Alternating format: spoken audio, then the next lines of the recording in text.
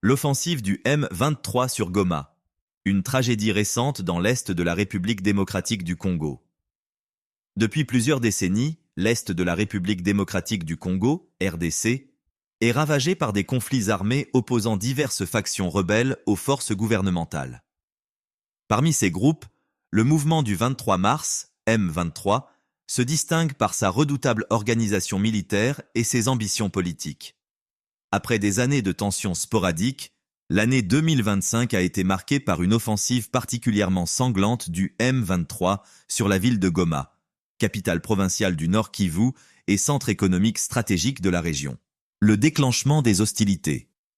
Tout a commencé à la mi-janvier 2025, lorsque les services de renseignement congolais ont détecté une concentration inhabituelle de combattants du M23 à proximité des collines surplombant Goma. Malgré les avertissements lancés par les autorités locales, l'armée congolaise, FARDC, semblait mal préparée à une attaque de grande envergure. Le 23 janvier 2025, après une semaine de manœuvres agressives, le M23 a lancé une offensive fulgurante sur les positions militaires autour de la ville.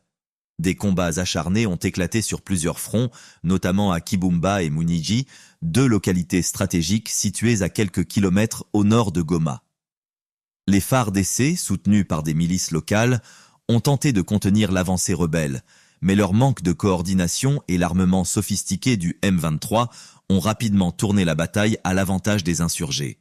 Des frappes aériennes limitées effectuées par l'armée congolaise n'ont pas suffi à repousser les assaillants. La chute de Goma. Après 4 jours de combats intenses, les troupes gouvernementales ont été contraintes de se replier.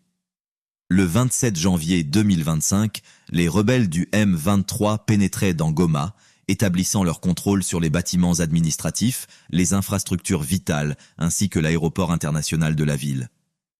Les rues de Goma ont été plongées dans le chaos. Des milliers de civils, paniqués par les échanges de tirs, ont tenté de fuir vers les frontières rwandaises et ougandaises. Les témoignages font état de scènes de désespoir, avec des familles séparées et des personnes piétinées dans la précipitation. Les combats ont laissé derrière eux une ville meurtrie, bâtiments détruits, réseaux électriques coupés et marchés désertés. Des pillages ont été signalés dans plusieurs quartiers, exacerbant une situation déjà critique.